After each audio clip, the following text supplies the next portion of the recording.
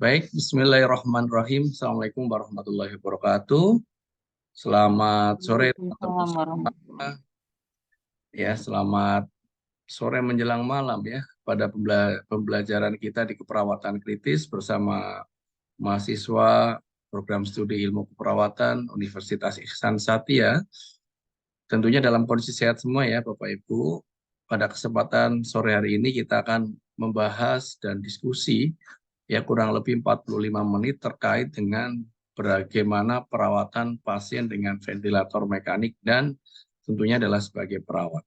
Ya, bagaimana manajemen care-nya. Dan ini bisa nanti digunakan untuk pembelajaran dan pembekalan materi Bapak Ibu selama di perkuliahan atau di pelayanan atau di klinik. Oke, jadi kalau kita bicara tentang ventilasi, apakah Bapak Ibu pernah belajar ventilasi? Ya, sudah pernah belajar ventilasi, ventilator? Ya, baik. Ventilator, ya, ini adalah alat, ya, alat yang memang diciptakan untuk memberikan nafas bantuan atau artificial ventilation. Ya, digunakan pada pasien-pasien yang memang mengalami gangguan kegagalan nafas atau tidak nafas, ya. Contoh pada pasien-pasien dengan gangguan sistem saraf pusat, pada post cardiac arrest, ya, kemudian pasca pembedahan, kemudian juga pada pasien-pasien yang memang memiliki kelainan paru-paru dan otot-otot pernafasan. Nah, contoh ya, pasien-pasien dengan masalah penyakit sindroma Guillain-Barré ya, di mana terjadi kondisi kelumpuhan eh, muskuloskeletal pada sistem respiratori. Kasus lain pada pasien dengan kardiovaskuler atau pasien dengan kegawatan paru, ya, pada pasien dengan akut lambudin yang tidak diperbaiki secara baik, ya, bisa menyebabkan gagal nafas, ya, baik itu tipe 1, tipe 2, di mana ventilasi inadekuat sehingga mengalami penurunan perfusi. Dan ini akan membuat pasien itu harus dilakukan intubasi dan disambungkan ke mesin ventilator. Ya, tentunya dalam melakukan keputusan untuk melakukan ventilasi mekanik ini sedini mungkin dilakukan. Ya, jangan sampai menunggu pasien-pasien berlalu lama dan berdampak pada kondisi pasien yang mengalami perburukan. Nah, di dalam ventilasi ini, teman-teman, merupakan terapi definitif pada klien kritis yang mengalami hipoksemia dan hiperkapnu. Jadi nanti ada gagal nafas tipe 1 ya. Tipe 1 itu intinya adalah hipoksemia normokapnu, di mana nilai PaO2-nya rendah, ya, nilai CO2-nya normal. Atau pada kondisi gagal nafas tipe 2, yaitu pada kondisi dengan hipoksia dan hiperkapnu, di mana nilai PaO2-nya yang rendah dan CO2 yang tinggi. Dan ini paling banyak terjadi pada usia-usia lanjut, ya, atau pada kondisi yang kritis. Nah, di dalam pemberian perawatan ventilasi, tentunya ini masuk di dalam ranah keperawatan medikal bedah, perawatan kritis, ya, dan juga pada kondisi home care, ya. Jadi ada beberapa layanan home care yang memang sudah menyediakan perawatan ventilasi. Nah, tentunya siapa yang berperan di sini? Ada dokter, perawat, ya, kemudian ahli terapi, ya, dan tentunya ini semua adalah terlibat tim. Semua tim, dokter, perawat, fisioterapis, ya, kemudian terutama background-nya adalah perawatan kritis yang bisa mengoperasionalkan alat-alat ventilasi. Nah, dari definisi ini teman-teman paham bahwa apa itu ventilasi mekanik atau ventilator merupakan suatu alat bantu mekanik yang berfungsi dan bermanfaat dan bertujuan untuk memberikan bantuan nafas, ya, pasien dengan cara memberikan tekanan udara positif pada paru-paru melalui jalan nafas buatan dan juga merupakan mesin bantu nafas. Jadi mode ventilasi yang ada di era saat ini adalah semuanya pertekanan positif, beda dengan dulu. Ya, dulu dimasukin di dalam ruang tabung, kemudian tekanannya adalah tekanan negatif. Jadi diberikan suatu upaya supaya bisa ngembang kepisnya di dalam tabung tersebut, ya, sebelum adanya alat ventilator yang saat ini. Nah, Apa tujuan pemberian ventilasi? Yang pertama adalah mengurangi kerja pernafasan, ya, meningkatkan tingkat kenyamanan pasien, kemudian memberikan minute volume yang akurat, kemudian mengatasi ketidakseimbangan ventilasi dan perfusi, ya, kemudian menjamin hantaran oksigen ke jaringan adekuat. Intinya yang menggantikan fungsi pernafasan ya secara fisiologis diganti dengan artificial atau buatan, sehingga tidak terjadi kondisi yang mengalami kegagalan perfusi ya, apalagi transfer oksigen ke jaringan. Bagaimana indikasi-indikasi ventilasi mekanik? Di sini ada pasien dengan gagal nafas, ya, kemudian ada pasien dengan insuficiensi jantung, ada pasien dengan disfungsi neurologis, bahkan juga pada pasien-pasien yang dilakukan untuk tindakan operasi. Nah, ini ya, berapa sih nilai tingkat kesadarannya pasien-pasien yang harus dilakukan intubasi? Ya, kalau berdasarkan dari sumber referensi pasien trauma life support, ya, itu pada kondisi dengan tingkat kesadaran kurang dari 8. Pasien kurang dari 8, ya, contoh pada kondisi yang menuju soporokoma dan komateus, ya, itu harus segera dilakukan intubasi untuk membebaskan jalan nafas dan memberikan ventilasinya. Ya, pada pasien-pasien apnu dengan masalah sirkulasinya yang sudah tertangani, ini juga harus masuk indikasi di dalam tata laksana ventilasi. Oke, bagaimana kriteria pemasangan ventilasi lain ya? Di sini yang jelas tadi ditanyakan oleh teman-teman juga, apabila pasien-pasien mengalami kegagalan perfusi, yaitu di mana tekanan O2 atau tekanan parsial oksigen kurang dari 60, ya. Ada juga yang mengatakan kurang dari 60, ya, ini di sini masih 70. Karena nilai normal dari PaO2 adalah 80 sampai 100, ya. Kemudian terjadinya normal hiperkapnu, nilai PaCO2 lebih dari 60, kemudian tekanan AO2 dengan oksigen 100% hasilnya masih lebih dari 350, ya. Ditambah lagi adalah vital capacity kurang dari 15 mili per kilogram berat badan, dan frekuensi nafas lebih dari 35 kali per menit. Nah, ini tentunya akan menjadi indikator seseorang dipasang ventilasi mekanik. Oke, sebagai contoh teman-teman, ini adalah alat-alat ya buat peserta atau mahasiswa yang belum pernah lihat mesin ventilator. Ini, ya, ini ventilator zaman dulu ya. Ini pakai mesin servo ya. Masih klasik banget ya. Nah, sekarang sudah sangat keren, apalagi ada yang modusnya Hamilton C2 ya. Kemudian beberapa alat-alat yang memang sangat praktis, bahkan sampai dibuat ventilator evakuasi atau transportable ya. Ini.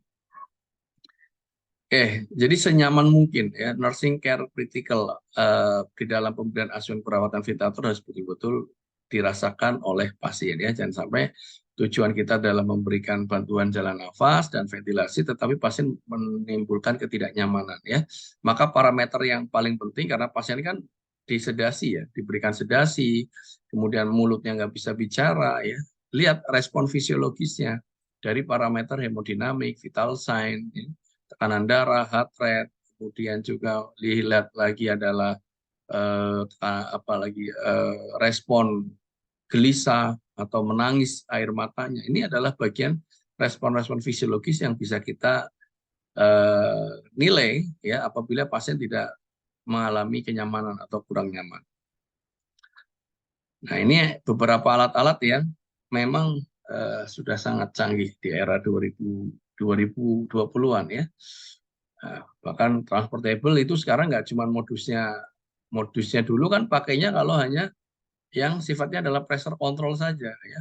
Volume control atau pressure control sekarang bisa dengan beberapa modus, SMIV atau modus PS ya, pressure support gitu. Oke, kemudian komplikasi pemasangan ventilasi mekanis ya. Di sini ada kardiovaskuler ya, bisa menyebabkan terjadinya penurunan cardiac output. Kenapa? Karena memang pasien-pasien dengan tekanan intratorakalnya akan mengembang ya. Makanya settingannya supaya tidak terjadi peningkatan cardiac output, tidal volume jangan terlalu tinggi ya. Kita bisa menggunakan ukuran 6 sampai 8 cc per kilogram berat badan saja. Kemudian di pulmoner, teman-teman bisa melihat kegagalannya adalah barotrauma, ya. Kasusnya adalah pneumotorak, kemudian ada pneumocystinum subcutaneous, ini sering terjadi, ya. Tandanya apa? Meningkatkan peak pressure. Jadi dilihat peak pressure-nya, kemudian suara nafasnya juga menurun, pasiennya gelisah, kondisi vital sign-nya terganggu, sinaptik, dan perubahan hasil fototorak.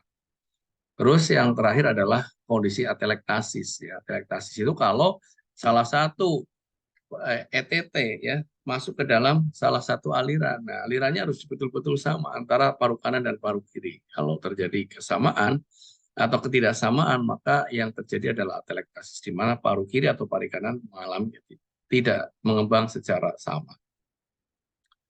Nah, bagaimana pencegahan atelektasis? Ya? Pencegahan atelektasis, pengertian atelektasis di mana paru-paru mengalami kolaps ya atau mengecil. Ya, bagaimana tindakannya ya dengan pemberian total volume yang adekuat. Berikan tekanan PIP, nah, positif and expiratory positif ya.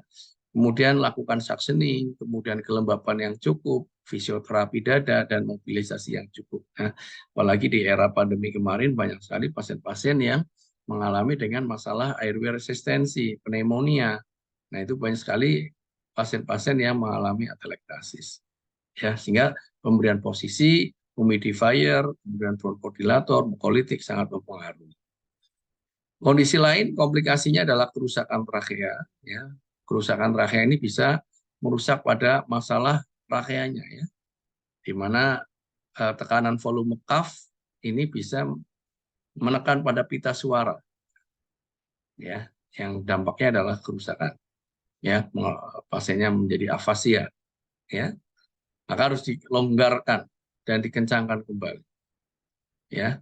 Kemudian bisa menyebabkan apa lagi? Oksigen toxicity. Jadi pemberian oksigen yang terlalu panjang ternyata oksigen dalam tubuh itu men-trigger terjadinya intoksikasi, ya. Jadi selama ini kalau ngasih oksigen, edukasi juga, Bu, Pak, bahwa pemberian oksigen yang terlalu banyak bisa menyebabkan keracunan, ya.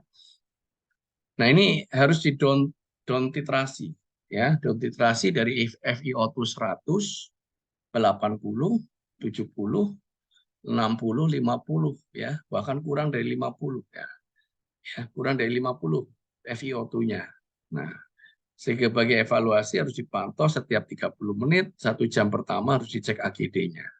Ya, untuk menurunkan tekanan FiO2 dan menilai berapa tekanan PaO2-nya, ya, apakah lebih dari 100 atau tidak. Intinya jangan terlalu berlebihan karena bisa menyebabkan komplikasi toksisitas.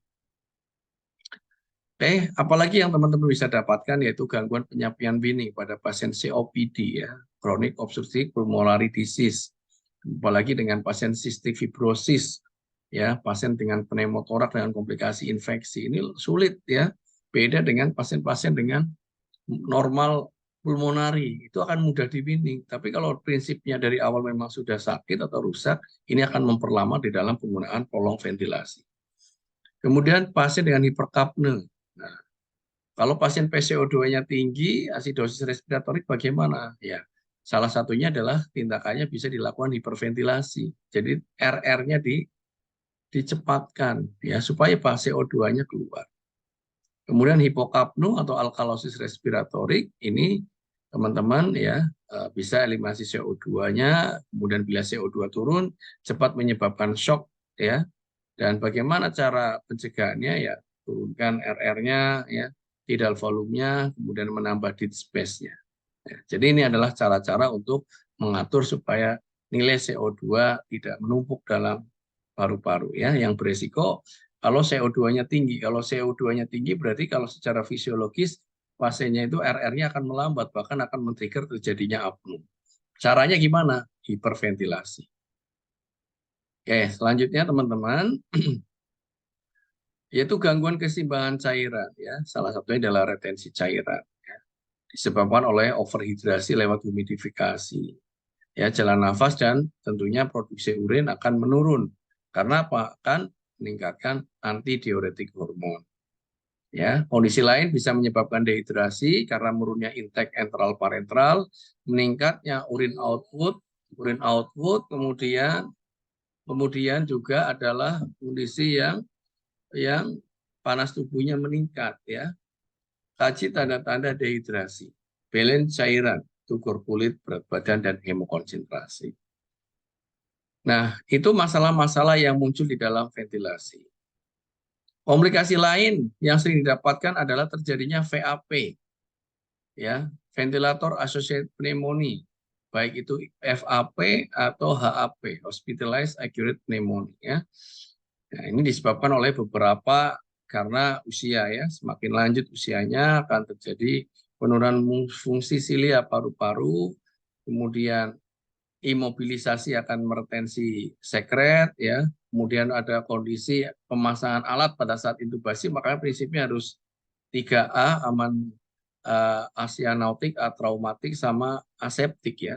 Ini harus diperhatikan ya. Kalau ini mengalami alatnya tidak steril terutama ujung ETT-nya ya bisa menyebabkan infeksi bakteri atau jamur di dalam paru. Maka salah satunya adalah bundle of VAP-nya harus dicegah ya.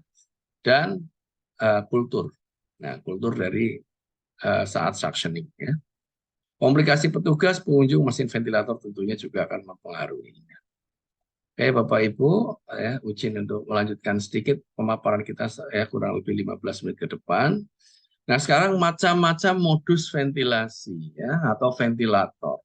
Nah, teman-teman yang baru belajar ventilator, kalau tadi adalah konsep secara umum, sekarang adalah modusnya. Jadi modus ventilator yang jelas tadi ada tekanan positif, tekanan negatif, tapi saat ini semuanya bertekanan positif.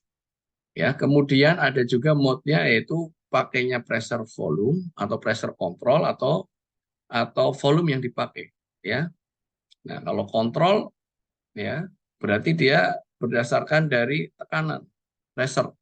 Ya, tapi kalau volume berarti ruangan yang dipakai triggernya.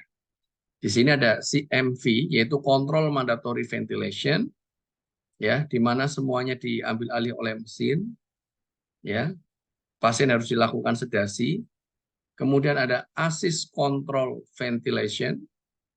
Kemudian ada Intermittent Mandatory Ventilation dan Synchronized Intermittent Mandatory Ventilation dan SMIV plus PS, Pressure Support. Ya, ditambah lagi yang paling rendah yaitu dengan Continuous Positive Airway Pressure. Di bawahnya lagi sebetulnya ada lagi yaitu namanya Pressure Support. Ya, ada Pressure Support. Jadi ke-6 ini ya, ini kalau mau winning bertahap ya dari CMV, ASIS, IMV, SIMV atau continuous. Tapi di model-model ventilator sekarang itu sekarang sudah ada yang namanya intelligent. Ya, teman-teman ya, ada pernah dengar nggak istilah intelligent ventilation? Jadi intelligent ventilation dia akan mengukur secara sendiri mode-nya mau di mana sesuai dengan kemampuan pasien. Jadi autopilot ya, autopilot. Jadi ini akan mempermudah alat-alat kita. Jadi triggernya. Tapi kalau nggak bisa pakai autopilot, ya teman-teman bisa setting secara manual. Mode-nya mana, tergantung dari respon pasiennya. Oke, kita lanjutkan modus-modus ventilator. Nanti teman-teman monggo dipelajari yang ini.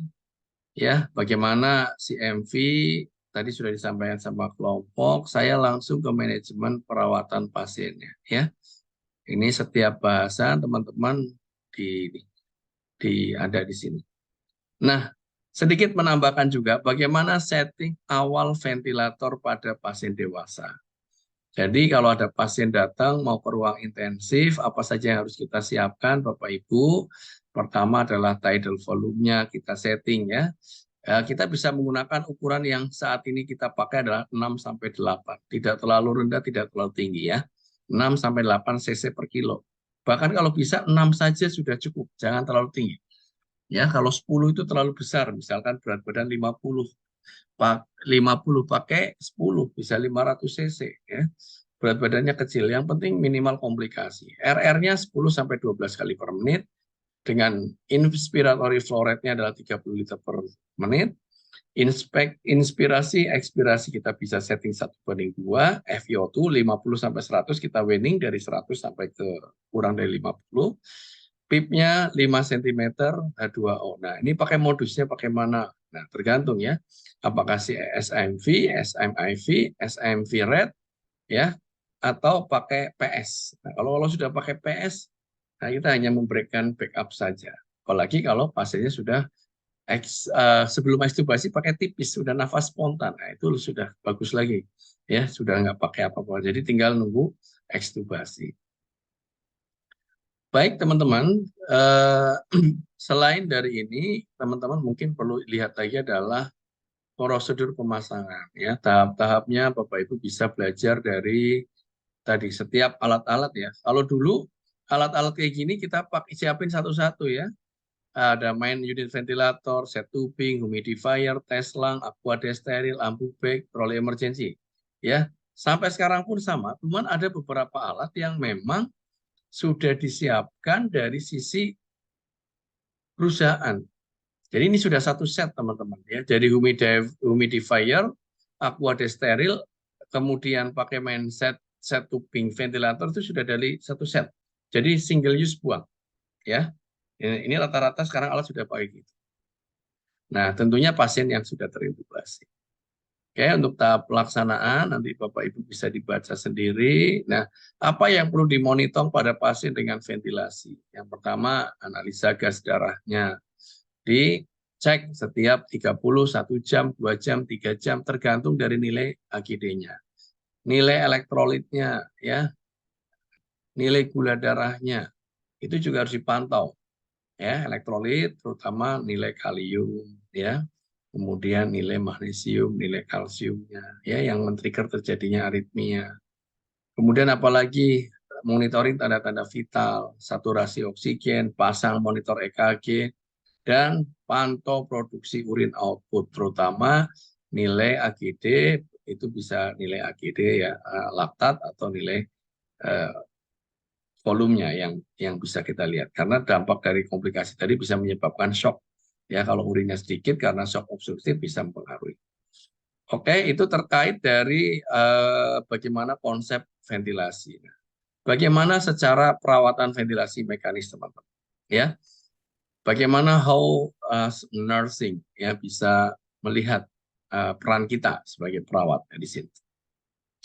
Prinsip utama di dalam perawatan ventilasi yaitu mencukupi kebutuhan oksigen dan memperbaiki pengeluaran CO2, mencegah penyulit akibat ventilasi mekanis, dan perhatikan faktor-faktor yang berhubungan dengan perawatan pada pasien ventilasi. Ada nutrisi, kemudian bersihan jalan nafas, posisi pasien, pencegahan stres ulcer, ya, dan mempertahankan status psikologis ya pasien. Nah, ini berdampak ya, terutama dalam pemberian fasilitas komunikasi verbal. Nah, bagaimana manajemen pasien yang terpasang ETT? Yang pertama, teman-teman bisa pastikan ketepatan letak atau posisi ETT, kemudian fiksasi dan kembangkan balon OTT dengan benar, dengarkan fungsi nafas atau bunyi nafas, dan lihat pergerakan dada. Ya, Anda lakukan suctioning sesuai indikasi.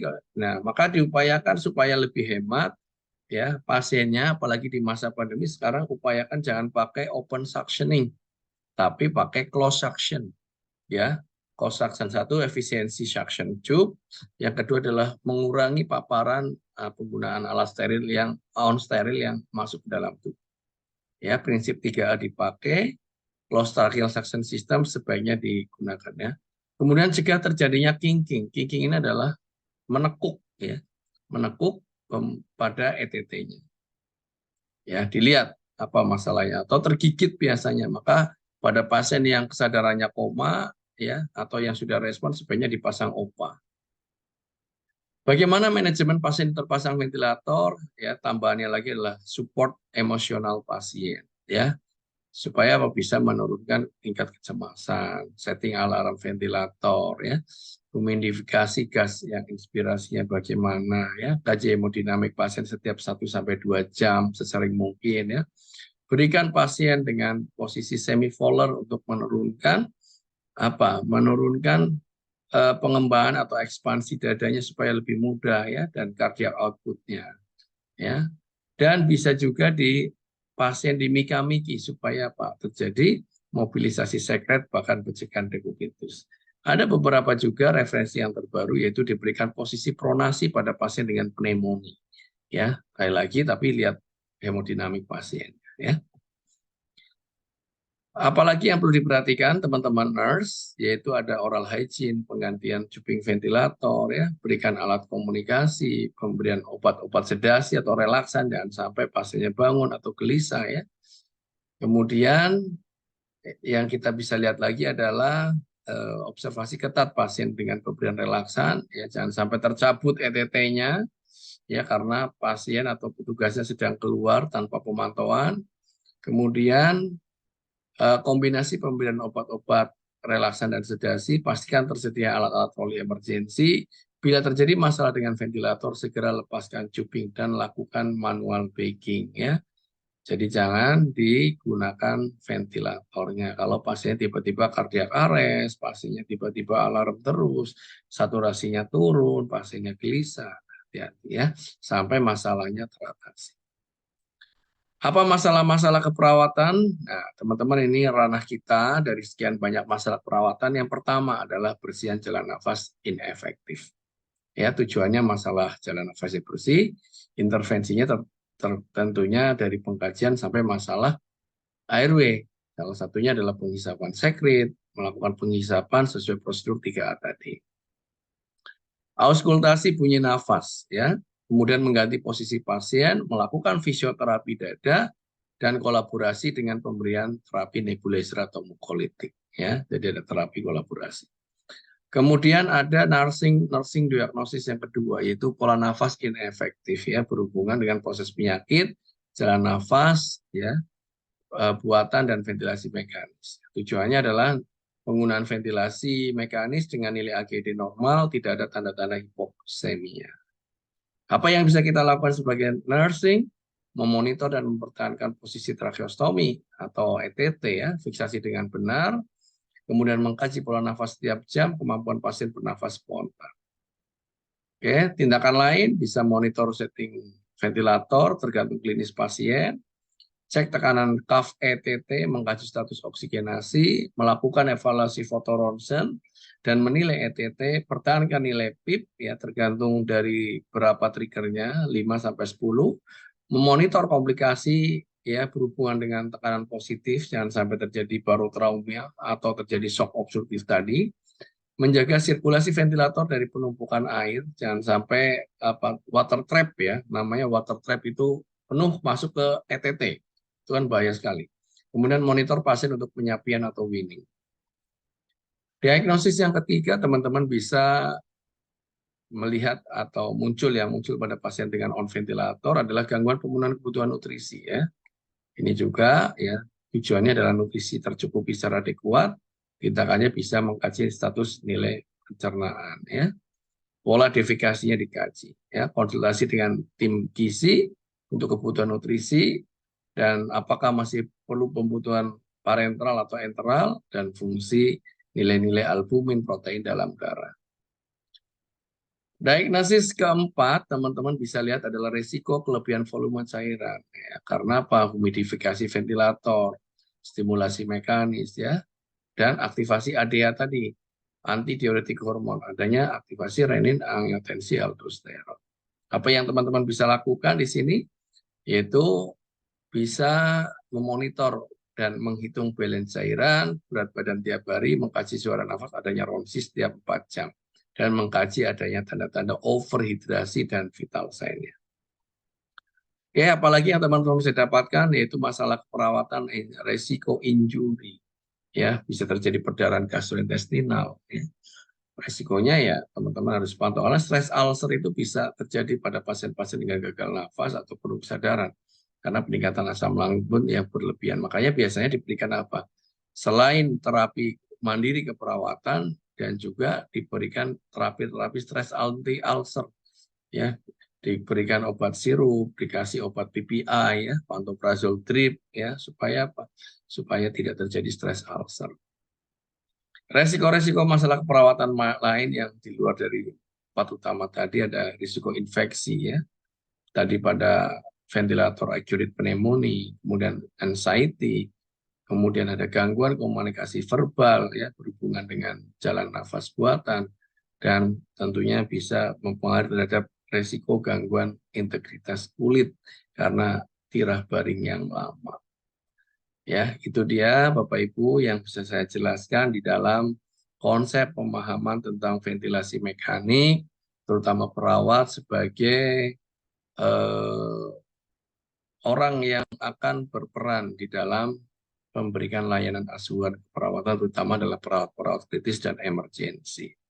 Itu saja, terima kasih. Assalamualaikum warahmatullahi wabarakatuh. Untuk tanya jawab, mungkin kita bisa selesaikan setelah break ya. Terima kasih.